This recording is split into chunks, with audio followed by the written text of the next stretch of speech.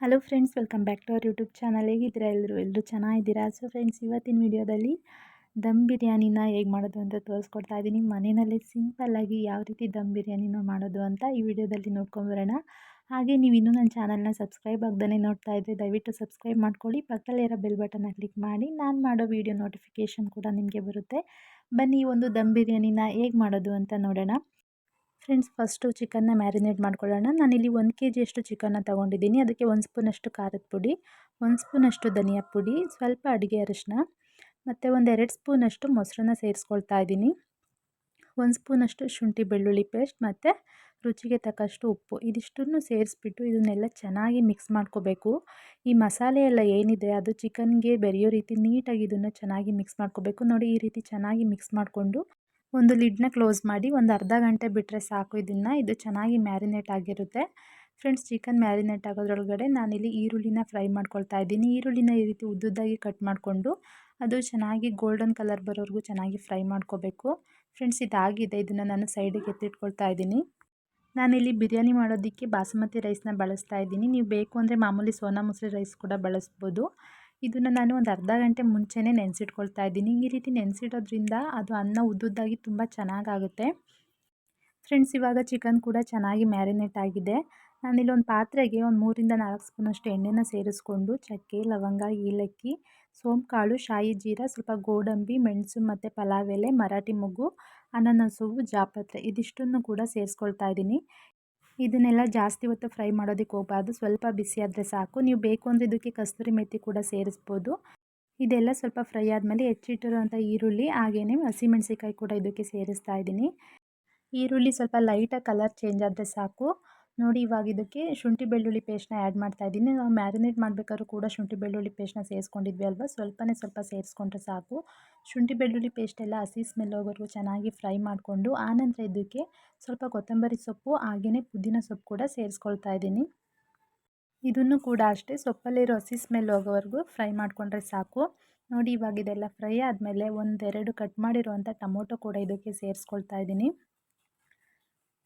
ಟೊಮೊಟೊನೂ ಕೂಡ ಅಷ್ಟೇ ಚೆನ್ನಾಗಿ ಫ್ರೈ ಮಾಡಿಕೊಂಡು ಇವಾಗ ಮ್ಯಾರಿನೇಟ್ ಆಗಿರೋವಂಥ ಚಿಕನ್ನ ಇದಕ್ಕೆ ಸೇರಿಸ್ತಾ ಇದ್ದೀನಿ. ಚಿಕನ್ನ ಸೇರಿಸಿದ ನಂತರ ನೀರೆಲ್ಲ ಸೇರಿಸೋದಕ್ಕೆ ಹೋಗಬಾರ್ದು. ನಾವು ಮುಂಚೆನೇ ಮೊಸರೆಲ್ಲ ಸೇರಿಸಿ ಮ್ಯಾರಿನೇಟ್ ಮಾಡ್ಕೊಂಡಿರ್ತೀವಲ್ವ, ಅದೇ ನೀರೆಲ್ಲ ಬಿಟ್ಬಿಡುತ್ತೆ. ಸೊ ನೀವು ಯಾವುದೇ ರೀತಿ ನೀರು ಏನನ್ನೂ ಸೇರಿಸೋದಕ್ಕೆ ಹೋಗಬೇಡಿ. ಇದನ್ನು ಹೀಗೇ ತಿರುಗಿಸಿ ಚೆನ್ನಾಗಿ ಫ್ರೈ ಮಾಡ್ಕೋಬೇಕು. ಇದೆಲ್ಲ ಚೆನ್ನಾಗಿ ಫ್ರೈ ಆಗೋದ್ರೊಳಗಡೆ ನಾವು ಮುಂಚೆನೇ ರೈಸ್ನ ನೆನೆಸಿಟ್ಟಿದ್ವಿ ಅಲ್ವಾ, ಸೊ ಅದನ್ನು ರೆಡಿ ಮಾಡ್ಕೊಳ್ಳೋಣ. ಫ್ರೆಂಡ್ಸ್, ಬಿಸಿನೀರಿಗೆ ಸ್ವಲ್ಪ ಸೋಂಕಾಳು, ಪಲಾವ್ ಎಲೆ, ಏಲಕ್ಕಿನ ಸೇರಿಸ್ಕೊಂಡಿದ್ದೆ. ನೀರೆಲ್ಲ ಚೆನ್ನಾಗಿ ಕುದಿ ಬಂದಮೇಲೆ ನೆನೆಸಿಟ್ಟಿರುವಂಥ ಬಾಸುಮತಿ ರೈಸ್ನ ಸೇರಿಸ್ಕೊಳ್ತಾ ಇದ್ದೀನಿ. ಹಾಗೆಯೇ ಸ್ವಲ್ಪ ಸಾಲ್ಟ್ ಕೂಡ ಸೇರಿಸ್ಕೊಂಡ್ಬಿಟ್ಟು ಇದನ್ನೆಲ್ಲ ಚೆನ್ನಾಗಿ ಮಿಕ್ಸ್ ಮಾಡಿ ಒಂದು 70% ಇದು ಬೆಂದರೆ ಸಾಕು. ನಾವು ಮುಂಚೆನೇ ಅಕ್ಕಿನ ನೆನೆಸಿಟ್ಕೊಂಡಿರ್ತೀವಿ ಅಲ್ವಾ, ಸೊ ಬೇಗನೆ ಬೆಂದ್ಬಿಡುತ್ತೆ. ಫುಲ್ ಬೇಯಿಸ್ಕೊಳ್ಳೋದಕ್ಕೆ ಹೋಗಬೇಡಿ. ನೀವಿಲ್ಲಿ ನೋಡ್ತಾ ಇರ್ಬೋದು, ಚಿಕನ್ ಕೂಡ ಆಲ್ಮೋಸ್ಟ್ ಒಂದು ಅರ್ಧ ಭಾಗದಷ್ಟು ಬೆಂದಿದೆ. ಇವಾಗ ನಾನು ಫ್ರೈ ಮಾಡಿಟ್ಕೊಂಡಿರುವಂಥ ಈರುಳ್ಳಿನ ಸೇರಿಸ್ಕೊಳ್ತಾ ಇದ್ದೀನಿ. ಇದೆಲ್ಲ ಸೇರಿಸಿದ ಮೇಲೆ ಚೆನ್ನಾಗಿ ಮಿಕ್ಸ್ ಮಾಡಿ ಒಂದು 10 ನಿಮಿಷ ಇದನ್ನು ಫ್ರೈ ಮಾಡಿಕೊಂಡ್ರೆ ಸಾಕು. ಈ ಟೈಮಲ್ಲಿ ಉಪ್ಪು ಖಾರ ಎಲ್ಲ ಚೆಕ್ ಮಾಡಿಕೊಂಡು ಬೇಕು ಅಂದರೆ ನೀವು ಆ್ಯಡ್ ಮಾಡ್ಕೊಳ್ಬೋದು. ಫ್ರೆಂಡ್ಸ್, ರೈಸ್ ಕೂಡ ಬೆಂದಿದೆ. ನೀವು ನೋಡ್ತಾ ಇರ್ಬೋದು, ನಾವು ಈ ರೀತಿ ಇಟ್ಕೊಂಡು ಪ್ರೆಸ್ ಮಾಡಿರೋದು ಕಟ್ ಆದರೆ ಸಾಕು. ಇದನ್ನು ನಾನು ಇವಾಗ ನೀರು ಸೋರೋದಕ್ಕೆ ಇಟ್ಟಿದ್ದೀನಿ. ಇಲ್ಲಿ ಚಿಕನ್ ಗ್ರೇವಿ ಕೂಡ ರೆಡಿಯಾಗಿದೆ. ಇವಾಗ ಇದಕ್ಕೆ ರೈಸ್ನ ಸೇರಿಸ್ಕೊಳ್ತಾ ಇದ್ದೀನಿ. ನಾವು ರೈಸ್ ಸೇರಿಸೋ ಟೈಮಲ್ಲಿ ಈ ಥರ ಗ್ರೇವಿ ಇರಬೇಕು, ಅದನ್ನು ಫುಲ್ಲು ಡ್ರೈ ಮಾಡೋದಕ್ಕೆ ಹೋಗಬೇಡಿ. ಇವಾಗ ರೆಡಿ ಮಾಡಿ ಇಟ್ಕೊಂಡಿರುವಂಥ ಎಲ್ಲ ರೈಸ್ನು ಕೂಡ ಇದಕ್ಕೆ ಸೇರಿಸ್ಕೊಂಡು ಈ ರೀತಿ ಸ್ಪ್ರೆಡ್ ಮಾಡ್ಕೊಳ್ತಾ ಇದ್ದೀನಿ. ಆನಂತರ ಇದ್ರ ಮೇಲೆ ಸ್ವಲ್ಪ ಕೊತ್ತಂಬರಿ ಸೊಪ್ಪು, ಪುದೀನ ಹಾಗೆಯೇ ಫ್ರೈ ಮಾಡಿ ಇಟ್ಕೊಂಡಿರುವಂಥ ಆನಿಯನ್ನು ಕೂಡ ಸೇರಿಸ್ತಾ ಇದ್ದೀನಿ. ಸ್ವಲ್ಪ ಒಂದು ಅರ್ಧದಷ್ಟು ನಿಂಬೆಹಣ್ಣಿನ ರಸ ಕೂಡ ಸೇರಿಸ್ತಾ ಇದ್ದೀನಿ. ಮತ್ತು ಸ್ವಲ್ಪ ಫುಡ್ ಕಲರ್, ಇದು ಆಪ್ಷನಲ್, ಬೇಕು ಅಂದರೆ ಸೇರಿಸ್ಕೋಬೋದು, ಇಲ್ಲ ಸ್ಕಿಪ್ ಮಾಡಿ. ಫುಡ್ ಪ್ಯಾಕ್ ಮಾಡೋ ಕವರ್ ಬರುತ್ತಲ್ವ, ಅದನ್ನು ತಗೊಂಡು ನಾನು ಈ ರೀತಿ ಫುಲ್ ಕವರ್ ಮಾಡ್ಕೊತಾ ಇದ್ದೀನಿ. ಎಲ್ಲೂ ಕೂಡ ಏರ್ ಔಟ್ ಆಗಬಾರ್ದು. ನೋಡಿ, ಈ ರೀತಿ ಫುಲ್ ಇದನ್ನು ಕವರ್ ಮಾಡಿಕೊಂಡು ಅದ್ರ ಮೇಲೆ ಒಂದು ಪ್ಲೇಟ್ನ ಇಟ್ಬಿಟ್ಟು ವೆಯ್ಟ್ ಇರೋದು ಏನಾದ್ರು ಒಂದು ವಸ್ತುನ ಇಟ್ಟರೆ ಸಾಕು. ಇದನ್ನ ಇಟ್ಬಿಟ್ಟು ಒಂದು 10 ಮಿನಿಟ್ಸ್ ಲೋ ಫ್ಲೇಮಲ್ಲಿ ಇಟ್ಟರೆ ಬಿರಿಯಾನಿ ರೆಡಿ ಆಗುತ್ತೆ. ಬಿರಿಯಾನಿ ರೆಡಿ ಆಗೋದ್ರೊಳಗಡೆ ನಾನಿಲ್ಲಿ ಮೊಸರು ಬಜ್ಜಿನ ರೆಡಿ ಮಾಡ್ತಾಯಿದ್ದೀನಿ.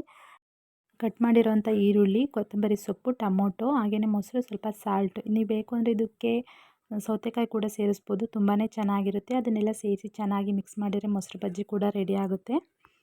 ಫ್ರೆಂಡ್ಸ್, ಒಂದು 10 ನಿಮಿಷ ಆದಮೇಲೆ ಓಪನ್ ಮಾಡ್ತಾಯಿದ್ದೀನಿ. ನೀವು ಇಲ್ಲಿ ನೋಡ್ತಾ ಇರ್ಬೋದು, ಬಿರಿಯಾನಿ ಕೂಡ ರೆಡಿಯಾಗಿದೆ. ತುಂಬಾ ಚೆನ್ನಾಗಾಗಿದೆ. ಆ ಮಸಾಲೆ ಎಲ್ಲ ರೈಸಿಗೆ ತುಂಬ ಚೆನ್ನಾಗಿ ಮಿಕ್ಸ್ ಆಗಿದೆ. ತುಂಬ ಟೇಸ್ಟಿಯಾಗಿ ತುಂಬಾ ಚೆನ್ನಾಗಿರುತ್ತೆ ಈ ಒಂದು ದಮ್ ಬಿರಿಯಾನಿ. ನೀವು ಕೂಡ ಮನೆಯಲ್ಲಿ ಟ್ರೈ ಮಾಡಿ ಹೇಗಿತ್ತು ಅಂದ್ಬಿಟ್ಟು ಕಮೆಂಟ್ ಸೆಕ್ಷನಲ್ಲಿ ಕಮೆಂಟ್ ಮಾಡಿ ತಿಳಿಸಿ. ಇವತ್ತಿನ ವಿಡಿಯೋ ನಿಮಗೆಲ್ಲರಿಗೂ ಇಷ್ಟ ಆಗಿದೆ ಅಂದ್ಕೊತೀನಿ. ಇಷ್ಟ ಆಗಿದ್ದರೆ please like, share and subscribe ಮಾಡ್ಕೊಳ್ಳಿ. ಮತ್ತೆ ಸಿಗ್ತೀನಿ ಇನ್ನೊಂದು ವಿಡಿಯೋದಲ್ಲಿ. ಅಲ್ಲಿವರೆಗೂ ಬಾಯ್.